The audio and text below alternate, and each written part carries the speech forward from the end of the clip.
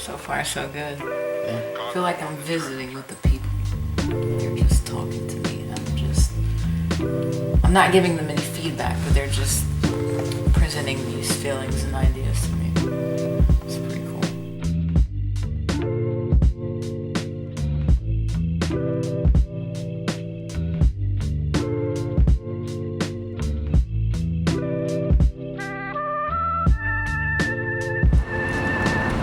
What you think about the work we did today? I think it's pretty solid. We got all this shit done. Yeah, we completed 3 different segments tonight. Moving on, so. And we've been going pretty hard at it. It's only right that we have a little fun. Have a little fun because we capture some really great things and we have a lot of fun.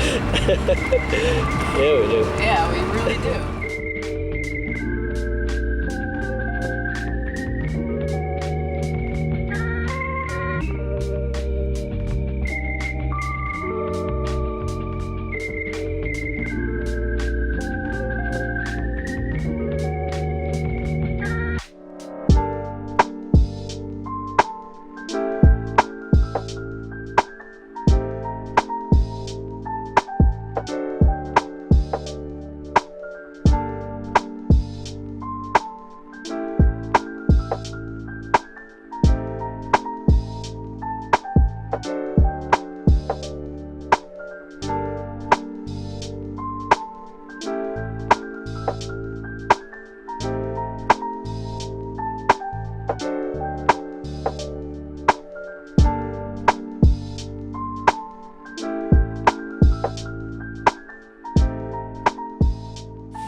What's going on here is very obvious. What you see is 2 people dancing the pain away. You know how some people fuck the pain away? Some people dance the pain away, but they're fucking crazy. Simple as that. May the Shaolin Empire bless you with an abundance of motherfucking kung fu, bitch.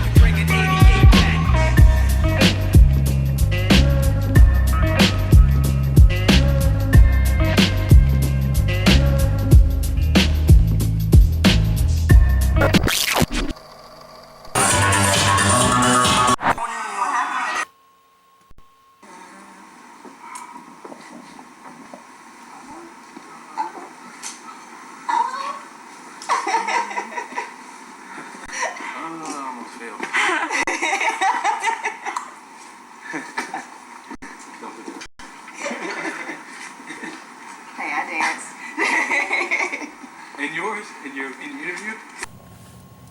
You nervous? Not really nervous. I want to say things the way that I've been playing them in my head. So I should have rehearsed a little bit. Rehearsed my lines. You know? Yeah. I think we'll do alright. Yeah. Yeah. Woo! We just left the interview. How'd it go? Nailed it. Hell yeah. Yeah, I think we did pretty good. Yeah, we did. Yeah. Did not too bad.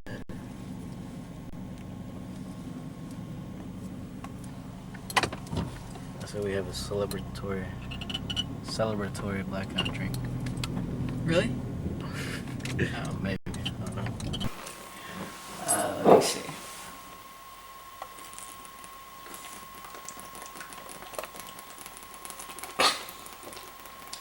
God damn.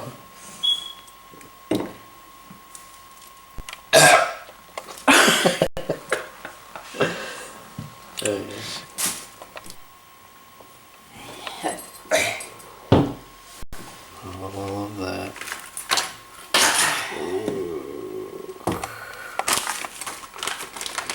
Motherfucker. Are you ready? Mm-hmm. Okay. What?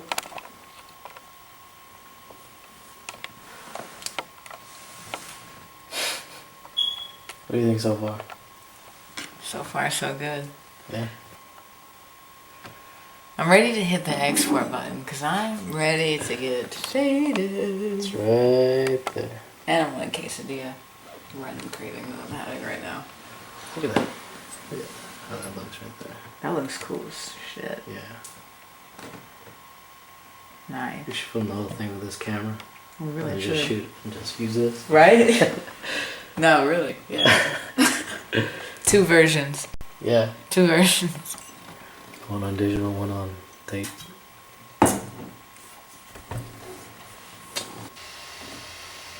So, you just finished watching it. Mm-hmm. What do you think? I think that this is people heavy. This sounds like an A&A meeting. An AA meeting? An A&A. A&A, right. An AA meeting. African American meeting. Oh.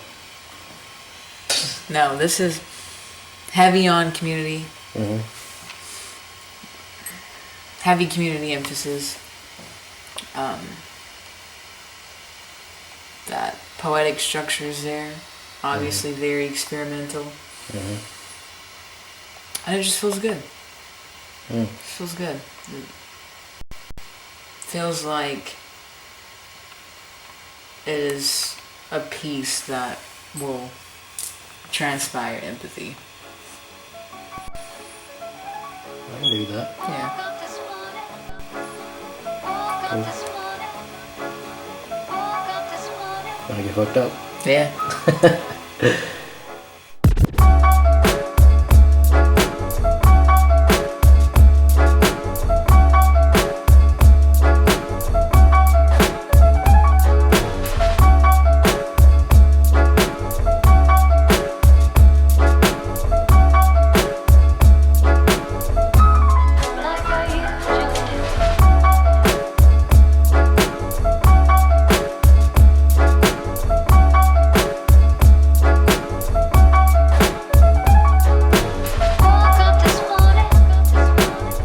Definitely. I think we'll pack the place. Yeah. See what I mean? Yeah. Q&A. Guess we'll be like right here. Yeah, right up front. It's close. Pretty close. Within swinging distance.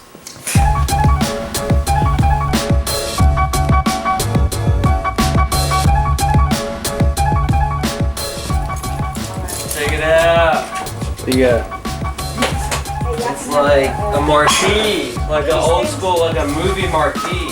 Damn. Oh yeah, nice.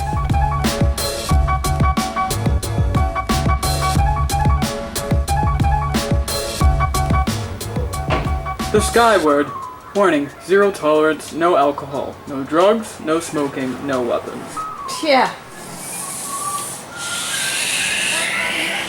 Oh, look. Pretty cool.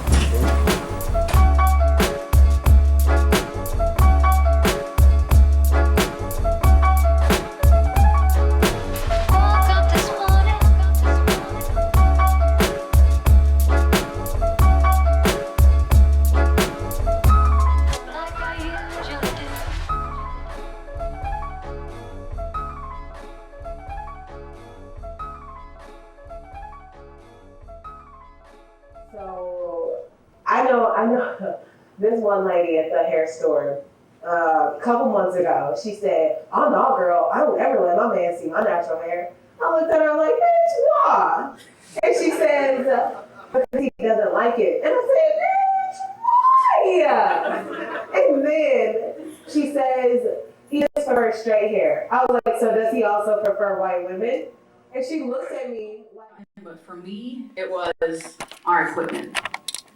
Because we had very basic equipment. We didn't have the professional high-tech camera equipment to make a Hollywood type blockbuster documentary. So a lot of times when we came back to the editing room and we looked over footages and heard these imperfections and flaws in sound. And I was just like, fuck, I don't know about this. I don't know about putting this out here like this. You know, what are people gonna think? They're gonna say that we don't know what we're doing. So that, for me, that was mainly that was the big thing. What got you through that? What got me through that? Yes. That people were expecting us to do this because we'd already talked about it. So since I already said, hey, I'm making a documentary, I said to myself, fuck, I really gotta make this documentary now. But also, Cesar helped me get through those insecurities about that. I would say that there's, for me, it wasn't really that I wanted to quit. It was more so that things got really hard because, like Eileen said, you know, we don't have the best equipment, and a lot of the shots and a lot of the audio came back kind of rough, and then we had to spend hours and hours and hours just to try to get things to come out decent. And so there was never really any times when I wanted to quit. It's just a lot of times I'd be like, fuck, you know, and just get really frustrated and stressed about it. But I don't know, like the need to create something like this, I think helped drive me wanting to complete it, you know, because there is a message that we wanted to say, you know, with this, and I felt like we had a duty to say it. So. I would like to add something to that. I don't think anyone knows how much time they really spent on this documentary. I mean, they met like at 6, and Eileen would be home at 5, or sometimes 6 to 1. I mean, that was on a regular basis. So I couldn't understand that. How much is there to do? How much editing? That's what I would actually say. How much more? When is it done? Yeah, I mean, it's unbelievable, truly. Thanks, Mom. Thanks, Mom. I really like this intimate setting that we enjoy down here. So, Catch you next. when we were interviewing with you guys, were there anything that we said that you didn't think about before?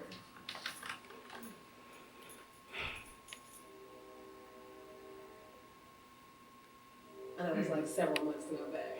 But Anything that we didn't think about, you said? yeah, anything that you didn't think that anybody would feel, or like if we said something that you were just like, oh wow, this is a new concept or a new thought that I didn't even think about before I started doing this documentary. Was there anything new?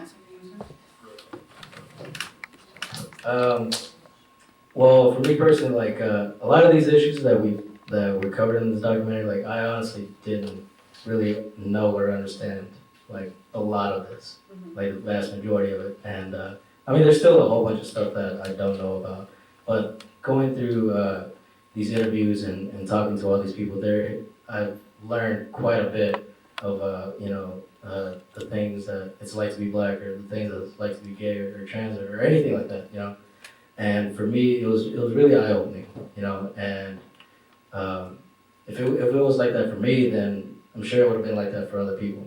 So I'm really glad that this came together in the way that it did, in order to kind of shine some light on those issues, you know. And yeah, I think that was pretty important. What are you both most proud of with this documentary? For both of you all, I guess, or what touched y'all the most? That's something else. The turnout here, people showing up, not just because we want people to view this film. We hope that everyone would kind of stay behind and sit in the crowd, and we would have like this intimate bonding session where we would just talk about our pains and grievances. And right, so it's not just about the film. The idea is to create community here, because the community here doesn't really exist like that. We just need to do better at making people of color feel comfortable here, and showing them that, you know, this space is also for you. It's not just for us. You can be here. You are welcome. We want you here.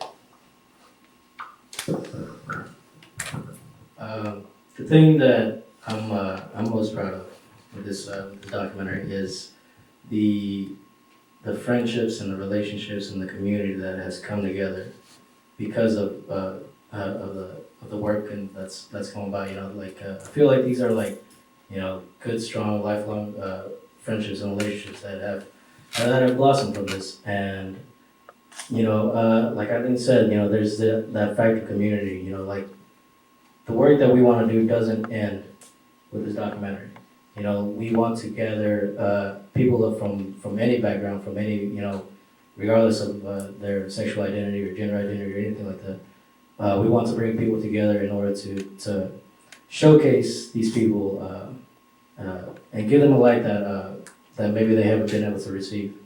And that's one of the things that we want to do after this. And yeah, I mean, just the people that came out here tonight, you know, I mean, it's a pretty diverse crowd, pretty good crowd, and I think that's a good step towards the right direction. Sorry. You're next. I think. So to kind of play off what you just said, is there something specific, aside from the obvious, you know, acceptance and giving voice to people, is there something specific that you would like to, I guess, blossom from this, like some kind of, I guess, movement or something like that? Is there anything that you guys had in mind, or maybe that you would like to see? Just.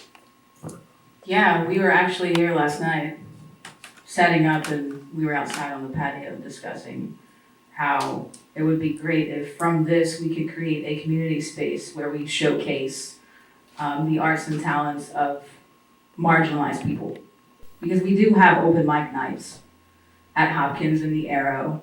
But like Shane, for instance, Shane is a musician and he's wanted to do open mic for a very long time, which he finally did. And he did an excellent job. But it took a while. It took a while for him to get there. And I remember him saying to me, you know, I don't know if I can do this. I don't know if I want to do this because what if people don't like my voice, me being trans? What if they notice? What if they find out? And so the idea is to create a safe, productive, therapeutic sort of space where we can all come together and put on performances, whether it's through poetry, through musical talent, showcasing art up here, or just hanging out together and being there for one another, being supportive of one another. Did you have anything you wanted to say? Next question?